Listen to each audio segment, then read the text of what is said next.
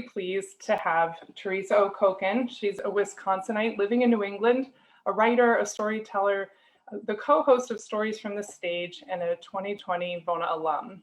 In addition to writing and performing her own stories, Theresa also teaches storytelling and writing workshops and classes, coaches other tellers, hosts Story Slam events, and frequently MCs events for nonprofits. An alum of both the Memoir Incubator and the Essay Incubator programs at Grub Street, she is working on a memoir of essays about memory, family stories, and the death of her father. Welcome, Theresa. Thanks for being here. Thank you, Janelle. I was watching some of the other processes that have happened so far, and one of the guests said, "Thank you. I am everything that Janelle just said that I am," which I really enjoyed because I really appreciated that. I think a lot of times as artists, or at least for me, as an artist and also just like as a human being who has a bio that gets read at things, I get a little weird listening to my own bio because I'm like, oh, I guess I am all of those things. Although in my head, I'm just like a lady named Theresa. So as Janelle said, I'm really happy to be here with all of you this evening. As Janelle said, I am a storyteller as well as a writer. I started storytelling in 2012, and I think I considered myself, or I definitely considered myself a storyteller before I ever considered myself a writer. I started storytelling because I had been in a community production of the Vagina Monologues, and I really liked doing it. I liked being on stage. I liked performing. I liked telling a story, but what I didn't like is that it wasn't my own story. And so I started storytelling so that I could do all of those things, be on stage, perform, but be telling a story that was my own story. And the way that a lot of people approach storytelling in lots of different ways, but the way that I approach it is always through writing. So it's really rare for me to tell a story on stage that I haven't first written. I do my writing on a computer. Some people like to do it by hand or other methods, but most of my stories happen by me typing them into a computer or me typing them into my phone. However, the first way that a story ever gets drafted for me is by me speaking it to myself. And so what I wanted to focus on in my process today, my process chat with y'all today, was the element of audio and sound when it comes to my storytelling and also to my writing. So oftentimes when I begin composing a story, I'll frequently begin either while I'm on a long drive in my car or in the shower. And it's sort of like this contained space that I'm in where all I can hear is myself. And that's really part of the process for me, is that contained space. It's similar to, for me physically, it's similar to the feeling of having headphones on my ears. It's everything is just the sound contained in one space. And then eventually I'll type the story into a computer or type it into my phone. I've written a lot of things. I used to have about an hour-long train commute, and so I've written a lot of things standing up on the train, typing them into my phone. And then eventually, what is always part of my process and is going to be the focus of my chat today, is the use of an audio app. And the audio app is kind of how I use it for a lot of different things throughout the process of writing. Okay, I think you can see my screen now. This certainly is not an ad for this particular app, but this is the app that I use. I'm an Android lady, so the app that I use is actually only available on Android, but I'm pretty sure that there's other versions of it that you can use on Apple devices. It's essentially, it's really, so you can see here, it says that this is a Tts Reader. So it's really an app that is for people who have difficulty hearing and, or I'm sorry, difficulty with sight, I believe. And so they want the phone to read things to them instead of them reading it on their phone. So I use this app for a lot of things, like a lot of times, like if there's an article, like just earlier today, someone shared an article on the Atlantic.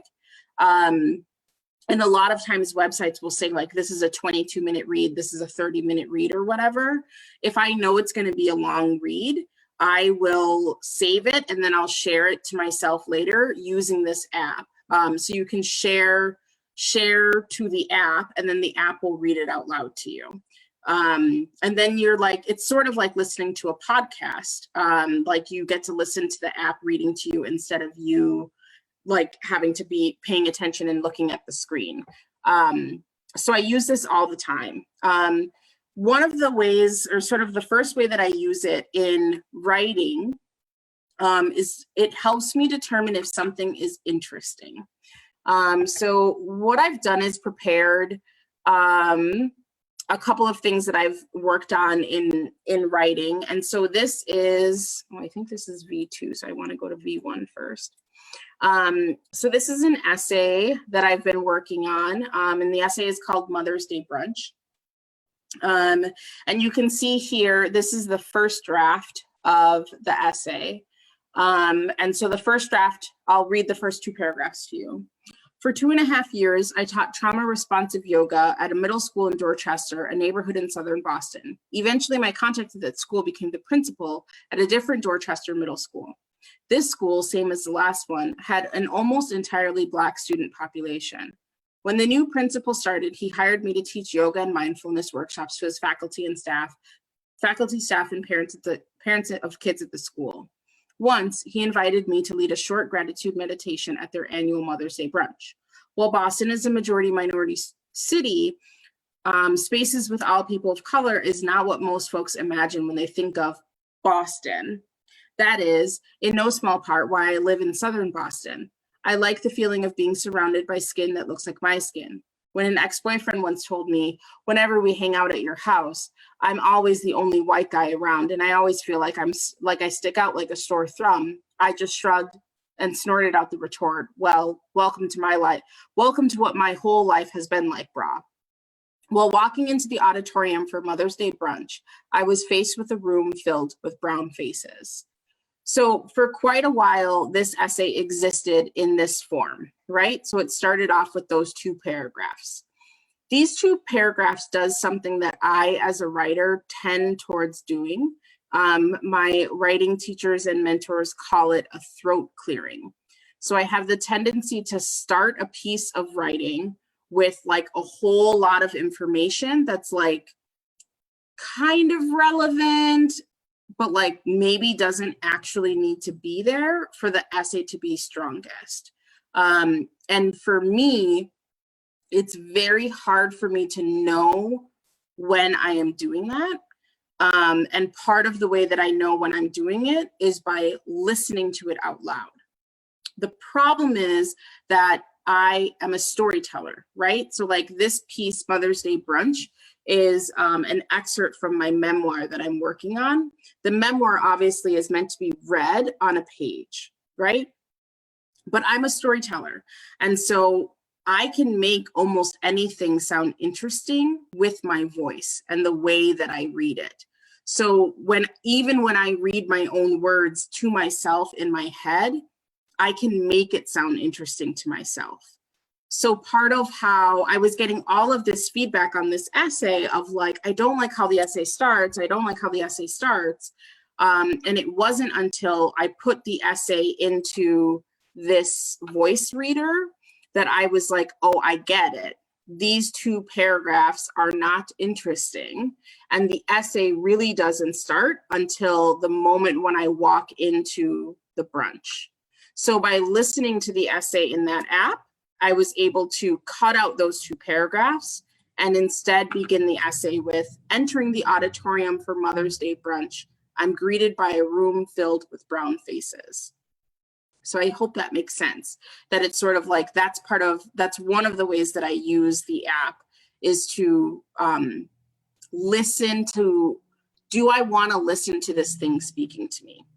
I'm gonna use a version of the app in a moment to play for you, but part of how it's helpful in terms of determining whether or not the thing is interesting is because the app is not a performer. So the app cannot really nuance its voice. It's like a computer voice. It sounds human-ish, but it's not a human being. It's not performing for you. So if a piece of work sounds interesting on the app, I feel pretty confident that it is actually interesting.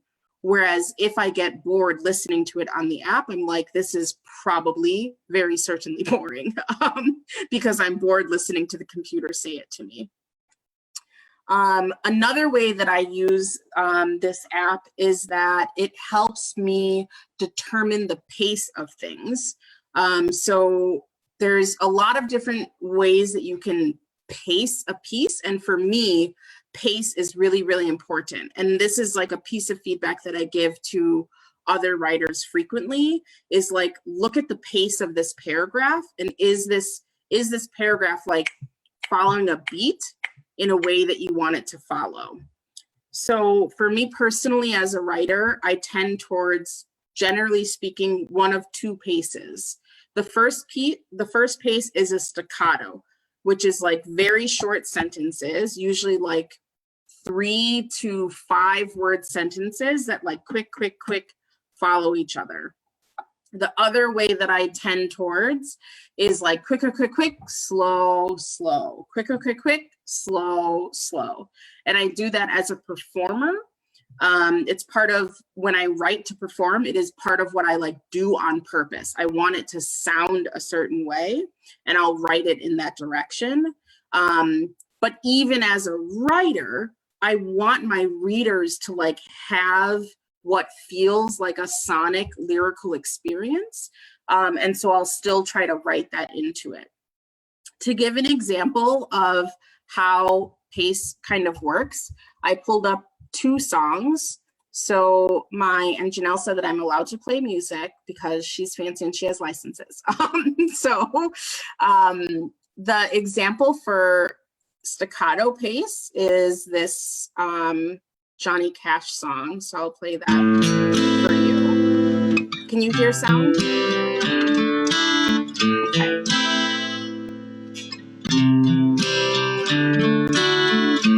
So you're probably familiar. I hurt myself today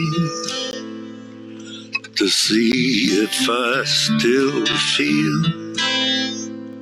I focus on the pain, the only thing that's real. So this song, Hurt, is a fantastic example of how you can have your sentences all be basically the same length and still be engaging, right? So the structure of his sentences in this song, I have the lyrics pulled up here. The structure of the sentences in the song, you can tell just by looking at them. It's completely uniform, the length of each sentence. And that's gonna, if this was written for someone to read, not in this kind of poetry kind of way, but if it was written in a narrative, the reader is gonna know how to read it because of the structure of the sentences, that it's quick, short sentences. And even this automated computer reader also knows how to read it because of this kind of structure.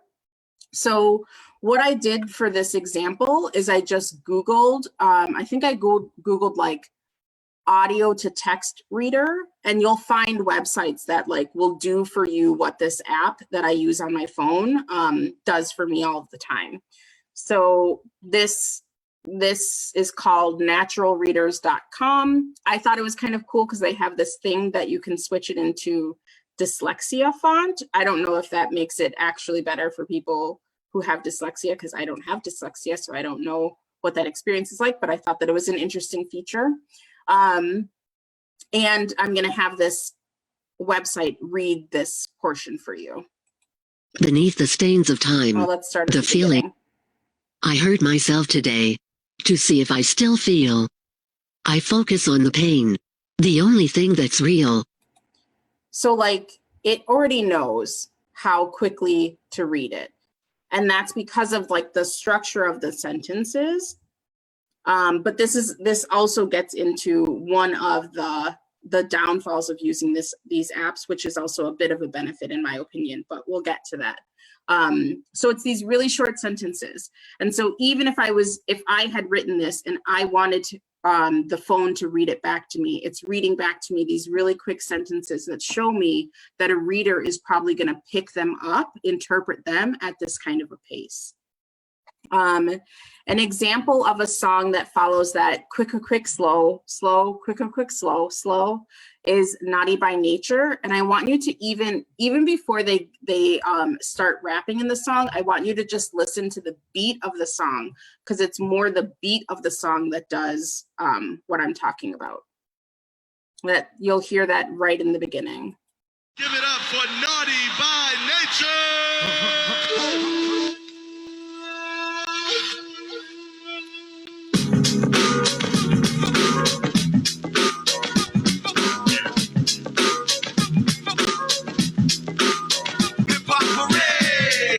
So that's what I'm talking about. It's that do do do do do do do do do do do. It's that quick, quick, quick, slow, slow, quick, quick, quick, slow, slow. So that's another pace that I tend towards. It as a storyteller and as a writer is I will form my sentences so that they do this. I brought up 2 examples of myself performing so that you can hear, hopefully, what I'm getting at.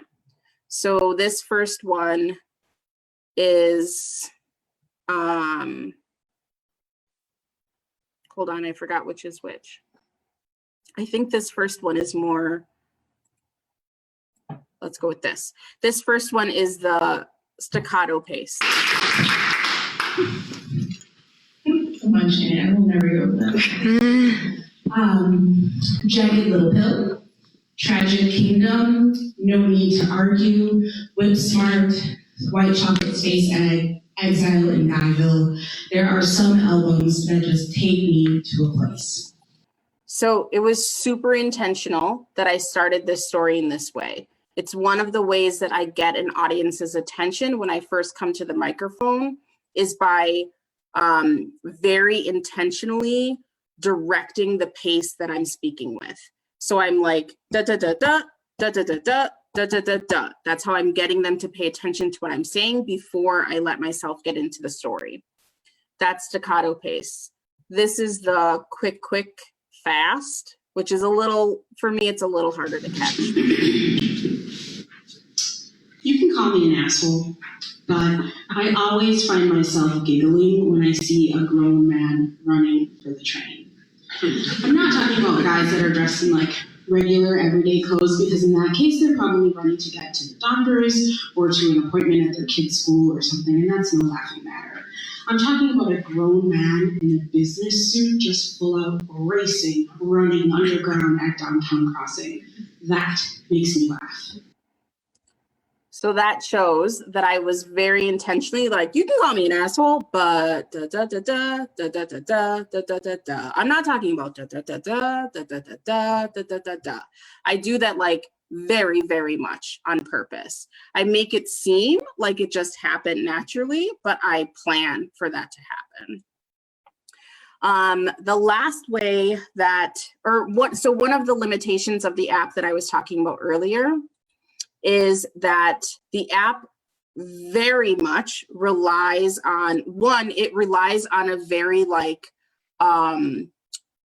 sort of like proper American way of speaking. And so if what you're writing is anything outside of that, the app is not going to be a good tool for that. And the actual lyrics to Hip Hop Hooray are a great example for that. The way the app reads it, it doesn't know how to do it. Another limitation is that the app is very much reliant on punctuation.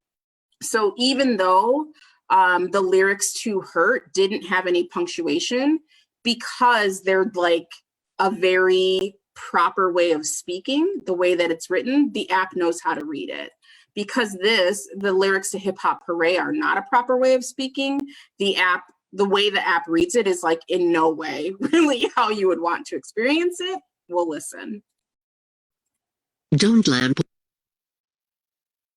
Hip hop hooray, hey, ho. You drew a picture of my morning.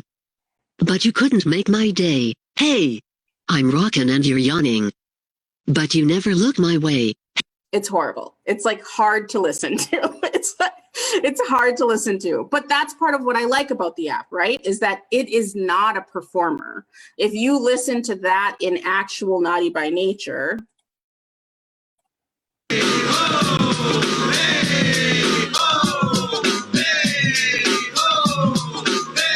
get there. You drew a picture on my morning, but you couldn't make my day. I'm rocking and you're yawning, but you never look my way. I'm looking down your darling. Like the app does not know how to do that. It's a huge limitation of it, but it's also a benefit because it can tell you certain things. Like, is this piece interesting to listen to? Is there a word missing? Something like that. But it's not going to do a performance for you, right? So that is the last thing that I use it for is in editing. And this was like hard for me to find an example of, so I don't have a great example to show you. But if you give it a piece of text like this, let's say you accidentally typed the word to, and then you made a space, and then you wrote the word today because you were like thinking as you're writing, right? And you just like forgot to delete something. When you have the app play it, or I heard myself today to see if I still feel. It catches it. And that's really helpful for me, especially as a person who's a performer. If I'm trying to edit a piece that I've performed into a piece that's going to be used for written word, I often do not see the errors on my computer screen. I just see what I think, what I want to be there or what I know is supposed to be there. But using the audio app helps me correct myself, correct my writing because it's someone else reading it out loud.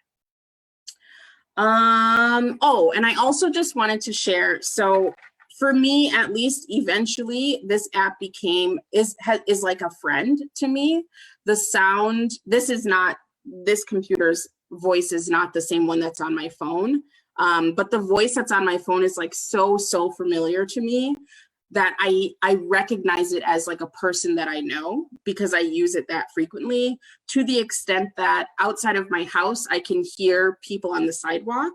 And the other day, I heard someone listening to their phone, reading something to them, and it was the same voice as my app. And like, I was confused because I thought a friend was outside, you know, like when you think a friend is nearby, I looked out the window and I was like, that's a computer. That's not your friend talking to you. But that's the extent to which I use this app and I use this kind of service is so much that I'm like, oh, my friend's outside, but it's just a computer reading.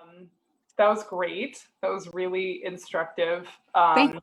And interesting. You answered a couple of the questions I have because you're very thorough. But one of them was a question about does the voice matter?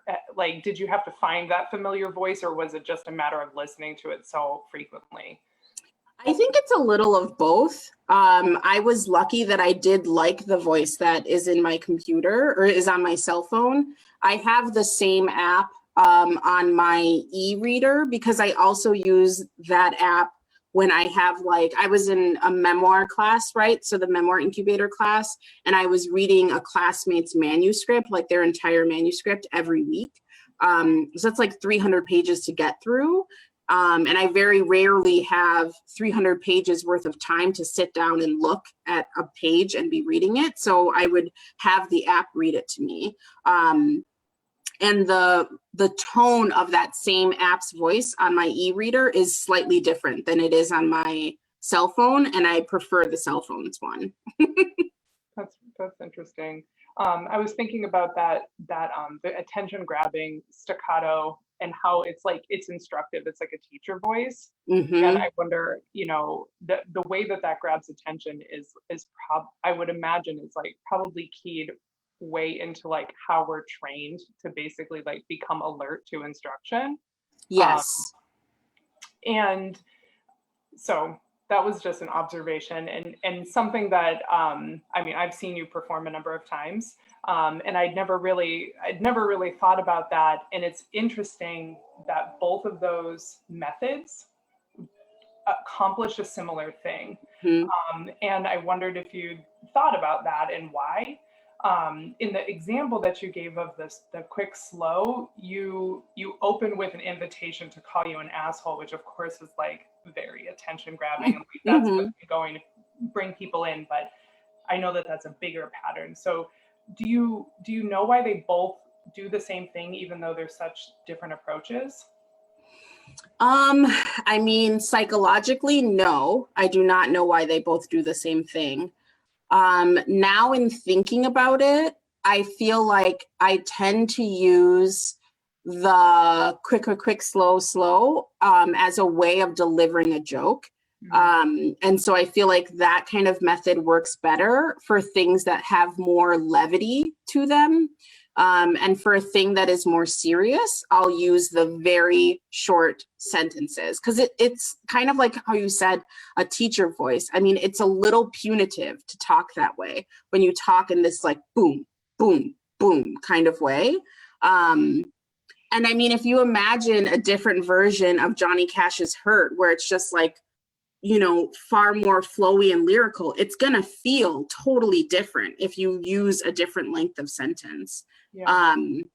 So yeah, I think either way grabs attention in a certain way. There is a part of me that thinks that when I do the quick, slow, that it gets people to pay attention, because when a person's talking really quickly, you tune in because you're worried you're gonna miss something. And I think that's part of why it's effective as well. So I share a bit of these experiences and love the way that you can like put so much information into storytelling, because you have the tools of your body and you have the tools of your voice, and looks and all of these, like there are so many layers of communication that come through. And it is a different art form, a really different art form. And I think that people definitely experience challenges going from one to the other. I know as a person who is dyslexic, storytelling was really a way, I know for myself, that I could like achieve writing without the fear when I was younger of like all of these grammarly things that I didn't know how to do, you know? But I'm wondering for you, because you're well into this transition or like this bridge making between these two, what do you notice is the biggest difference when you are trying to convey an emotion or, you know, a scene between the two, from going from between writing and storytelling? Yeah. It's the threading.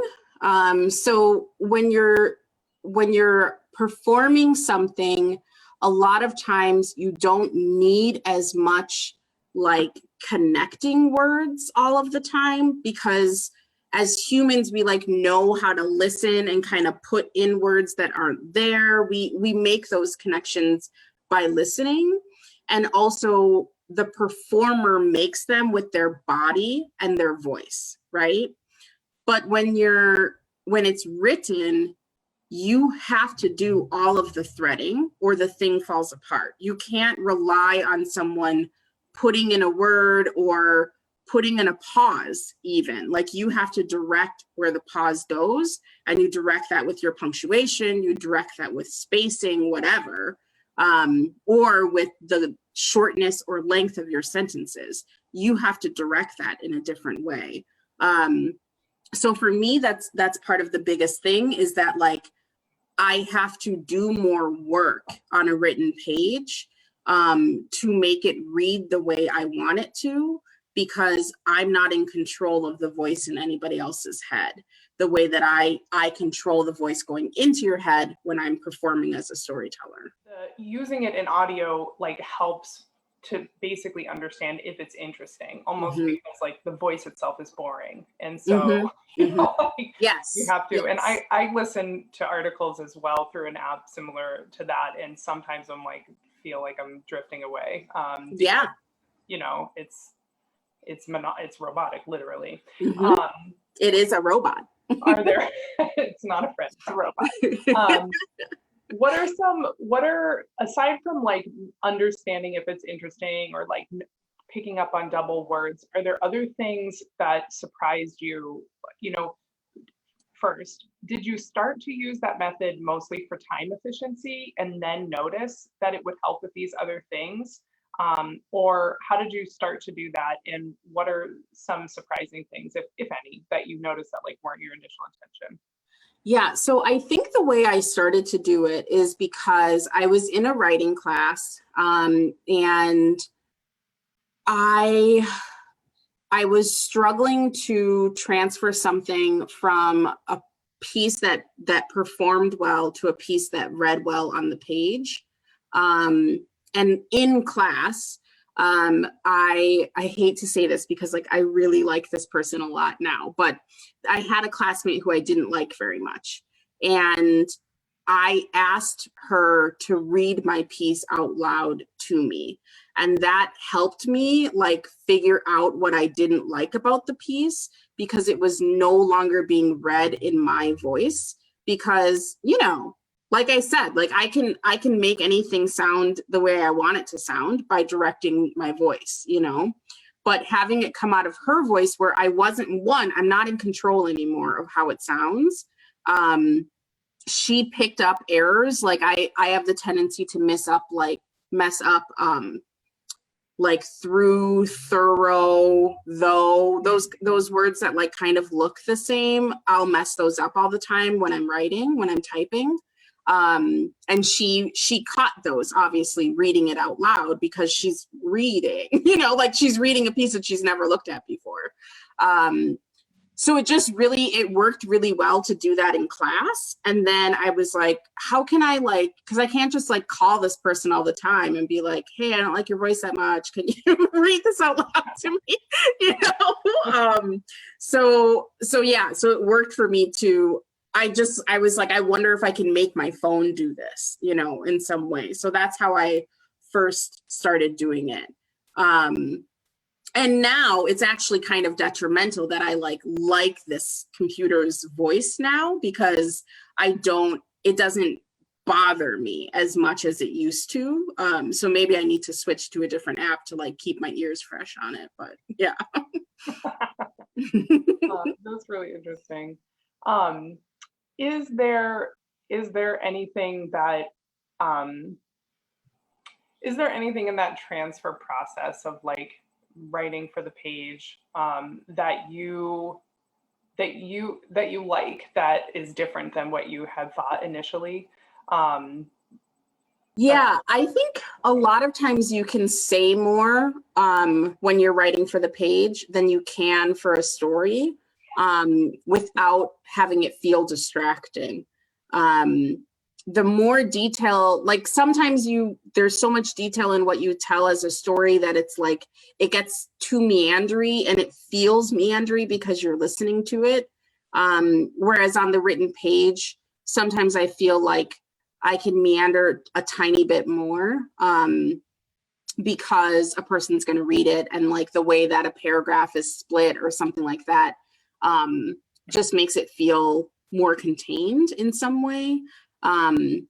So I like that. I mean, I do like having things, and it's also kind of fun to like see the way that something exists on page versus how it exists in a story when I tell it out loud, and just the little differences. And I talk like a human being, and I tell like a human being as well. So when I'm telling, I'll do things like that, say, so, pause, say things like, you know, stuff like that. That I have to learn. I actually had to teach myself to take out of my writing, because naturally I would write that stuff in, because the way my brain first goes to write something is to write it like you're going to say it out loud. which means that I have things like, so, ... new paragraph, you know, ... typed onto the page. And like, you need to get rid of that if it's going to be actually read on a page. I mean, I've read things that are like that a little bit, like extremely conversational. I suppose it's a good choice. There's a way to do it, and that's kind of part of the fun of it. Is that I mean, I definitely can't say that in my entire manuscript draft that it never says, you know, like it definitely does. It definitely does, because I still write in a way that is ultimately conversational, but it has like far less than it would if I was saying that on stage. It's really interesting to think about transferring those, because I bet for a lot of people it feels like basically the same.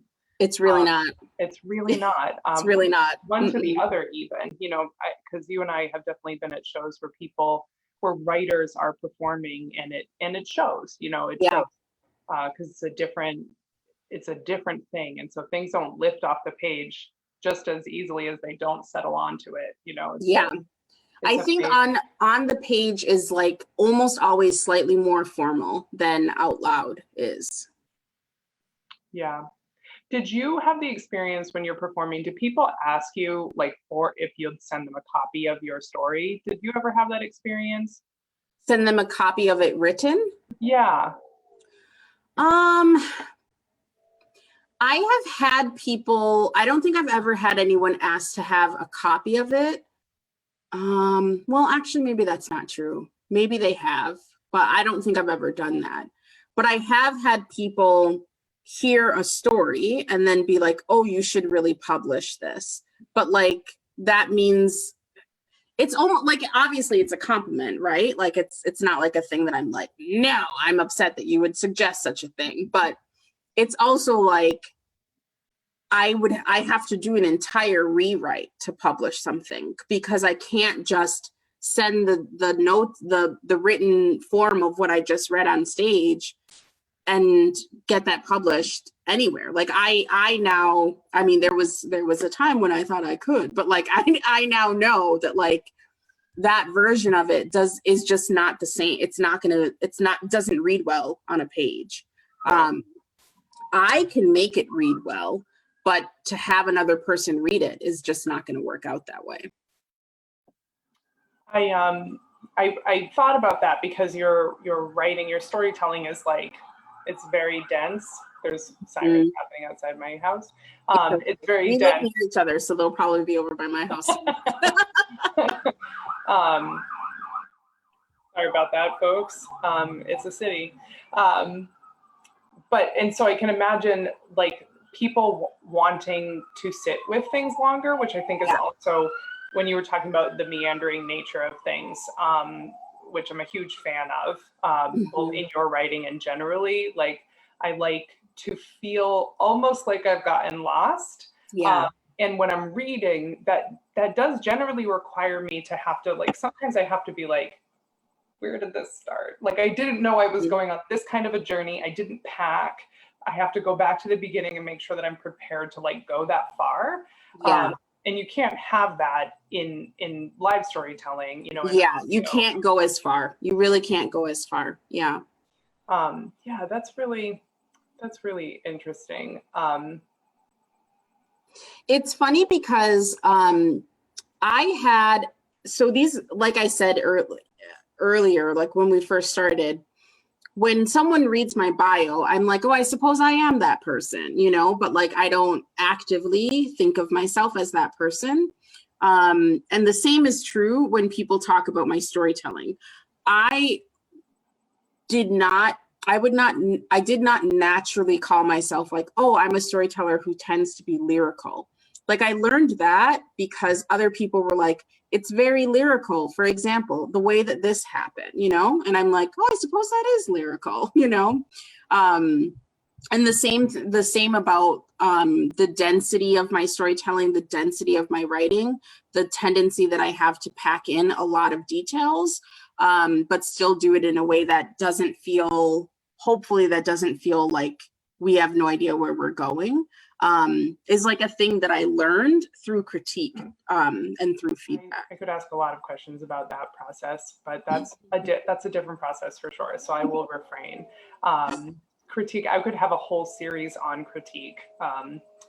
Note, I should have a whole series. Write it down. Have a whole series on critique. But I'm definitely interested in that because that's a whole other world for people who are used to it. You know. Yeah. What do you take from performing and take from how things sound? And how do you think, I'm gonna give you a comparative question. Like, Okay. how do you think that informs your writing differently from somebody without that experience? I know you don't know all the people with that different experience, but I would imagine it shows up, and I'm curious about that. Also, and dovetail with that, is being a storyteller is being very present to people's feedback in a really different way than when people like take your stuff into their bedroom and like curl up with it. You're like watching, and I know maybe you've had the experience, I know I have, where I'm like, this is not working, like, Yeah. and you know immediately that you have missed the mark. And the other experience is private. So I'm curious if you can see the places that those things inform your writing differently. Yeah. So for the first end of that question, I'll say, I mean, in my writing classes, I don't think I've ever really received feedback from someone else about like when they say check the pace on this, it's usually just like, this is too dense. They don't mean like, maybe try to make this staccato, maybe try to make, like, they're not really talking about the sound of things. And that is feedback that I give to other writers, is like, read this out loud or have something read it out loud to you, because when I'm reading it, I don't like how it sounds. I don't like, it's the order of the words, it's the length of the sentences and how they're flowing together. Like it is a way that I think, and that thinking, I think, comes from being a storyteller first and a performer. That I don't think that it's a natural thing for other writers in the same way.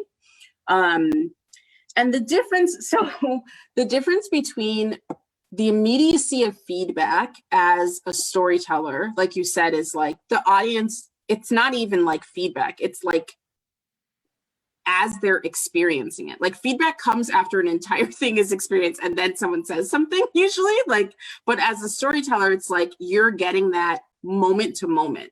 And like, you're, like you said, you're like, this story is not landing for this audience. It's the way that I'm saying these words isn't landing for them.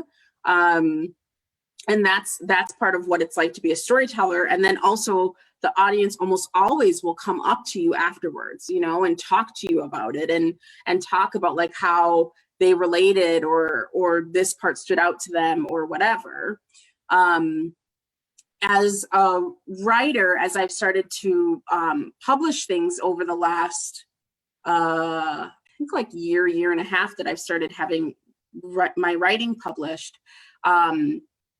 it feels totally different to have a piece published than it does to have a piece performed. And I think for me, that feeling comes down to control. That when I'm performing, I feel like I'm still in charge of, I'm not in charge of how you take it, but I'm very much still in charge of how it's served to you. Whereas when a piece is published, it's like, I'm hoping that my voice came through on the page, but I don't know that it did. And it just is, the response just feels like so far away from me, in like a very, very scary sort of way. And I've had that experience, I think I have like 5 pieces that have been published now. And I think with every piece that's been published, I've had that experience. And like the pieces that I've had published, one was like a review of my top 4 restaurant bathrooms for selfies in 2019. So it like definitely wasn't deeply personal, but it still felt like, oh God, like I don't know what people are thinking. I can't like watch their faces as they read this. I can't feel their reaction to like very personal pieces. Like I had a piece, my most recent piece was about when I had a threesome, which is like a thing that usually people don't talk about, but people only don't talk about it because it's a stigma and it needs to be normalized. So normalize talking about your sex life and threesomes. But besides that, like it's not a thing that people talk about that frequently. And I very much had that experience of like, I don't know, I can't feel, I want to feel my readers. I want to be there with them. I want to watch their face. I want to like watch the pace of their breath, all those things that you do when you're on stage that like you just don't get to do when it's a written piece. It's definitely, I'd be so curious to have another person who has done the reverse. Yeah. It would be really interesting, who had started out on the page and then had a performative experience afterwards. Yeah. I'd be so curious to see how those experiences line up. Yeah, I think it's so interesting and adaptive, and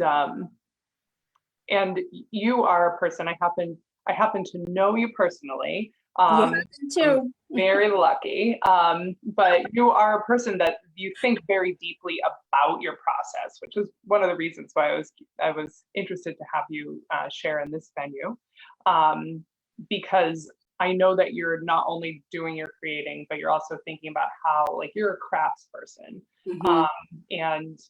And whenever you're adapting, to a new skill, or like applying your skill to new materials, like I know that that's something that you're deeply thinking about how that's forming.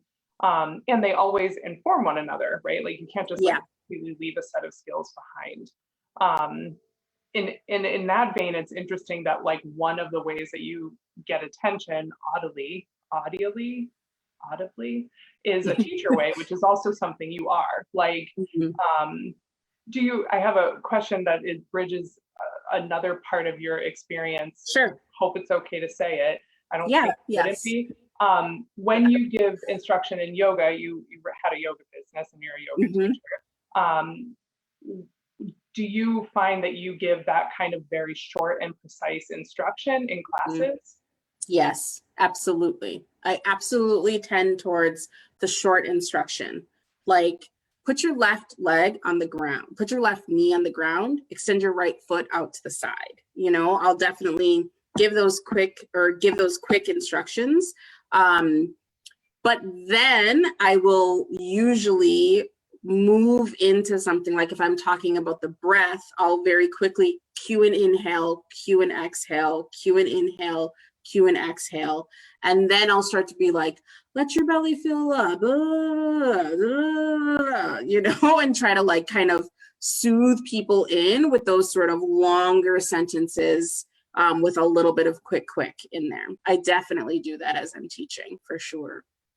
I wonder if you already know the answer to this, feel free to chime in, but that was before your storytelling, or at least dovetailing with your storytelling. And I wonder if like learning to literally like on purpose manipulate people's bodies with these different methods like help to inform the way in storytelling, essentially. Like, I mean, when it's good, you're definitely manipulating like the body of the audience, and it's and having the skill to know what does that already, and to be able to bring that in.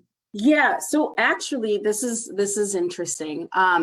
Interesting line of questions. So I actually started teaching yoga after I had started storytelling.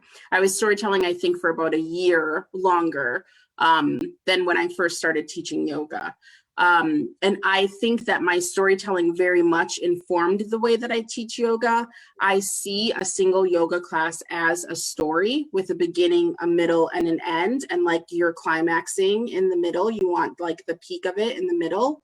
That is very much like how, for me, an ideal yoga class will run, like a really good story. I frequently will tell a story in my yoga classes. So like in the beginning kind of poses, I'm giving you an introduction to the story, and then we just sort of do some poses, and then I get in the arc of it, and then I sort of resolve it. I very frequently would do that as a yoga teacher. And I also see story or yoga teaching in some way like it is a performance, right? Like you have an audience, you're trying to keep them engaged physically and mentally the entire time. And you do that by being a good performer. I mean, if the way your voice sounds is too monotonous, you're going to lose the attention of your class. Like the way you sound impacts it. And also like the pace of what you're saying, all of that impacts it. And for me, those skills very much come from storytelling. That's great. I didn't know that those happened in that order. I think I think of you as like yoga forever in a way.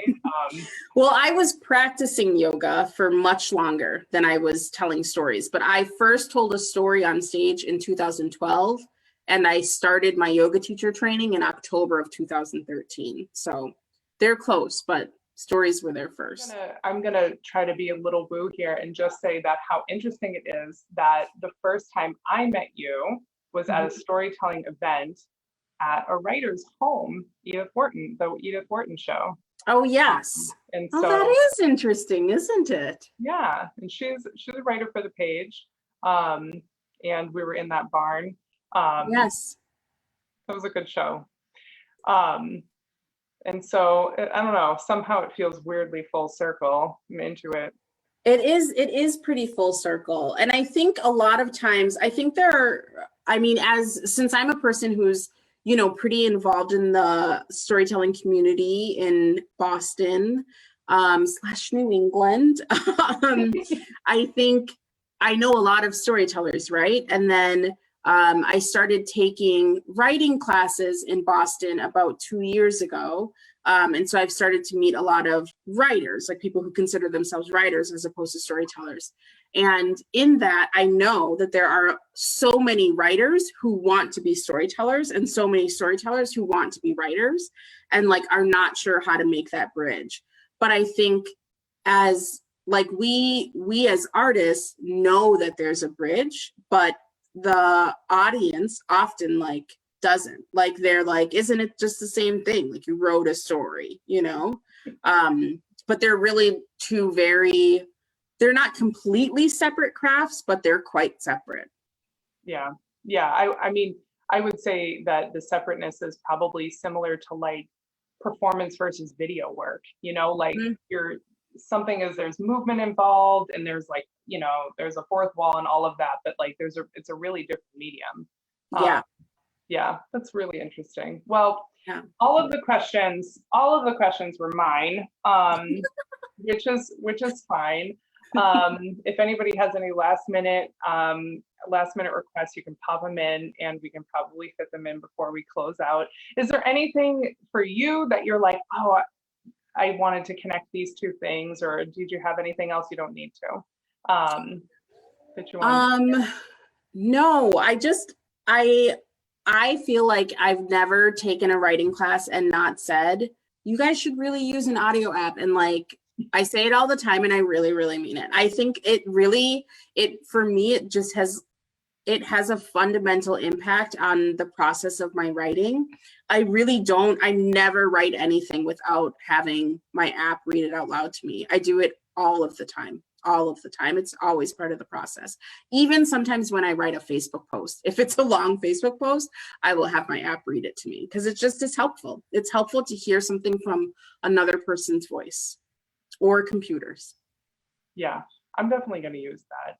I bet that it could help me avoid typos. It's so amazing for typos. Yeah. At the very least, and that is definitely help I always need. Yeah. Well, Theresa, I'm just checking. Thank you so much for sharing your process with us, and the tools that you've learned and sharing a bit of yourself. It's super delightful. If anybody thinks of their questions after the fact or they get braver, where can people find you? Well, I can be found on Instagram. My Instagram handle is at OGs. That's OHH.JEEZZZ, or you can just go on Instagram and search my name, which is much easier. I also, as of today, officially have a website, which a friend made for me. That friend's name is Janelle. I officially have a website, and my website is teresaokokon.com. And there's a contact thing at the bottom that you can pop me questions in there, and I'm happy to answer them.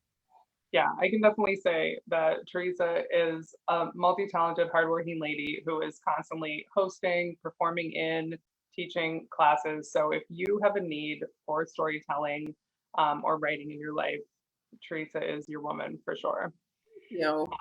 Thank you so much for being here tonight. I really appreciate it so much. Absolutely. Thank you for having me. And thanks everyone for joining us. Oh, wait. Oh, hold on. I got a chat thing. Oh. It is somebody saying that they loved it. Oh.